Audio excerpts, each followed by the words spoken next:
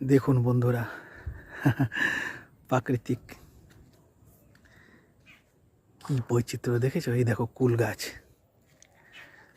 তাই না? এখন কুল গাছ দেখা যায় বন্ধুরা?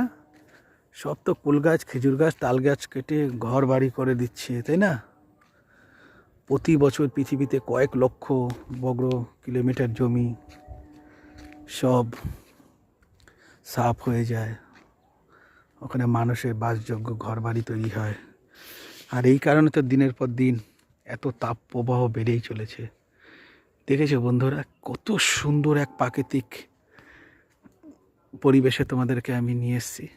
দেখেছো বন্ধুরা, কি সুন্দর না? দেখো দূরে ওইদিকে তাল গাছের সারি, তাই না?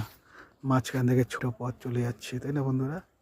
কত সুন্দর না জায়গাটা? দেখো দেখো বন্ধুরা, দেখো কি সুন্দর জায়গা, দেখো সুপার না জায়গাটা? দেখো দুর্দান্ত জায়গা, দেখো সুপার,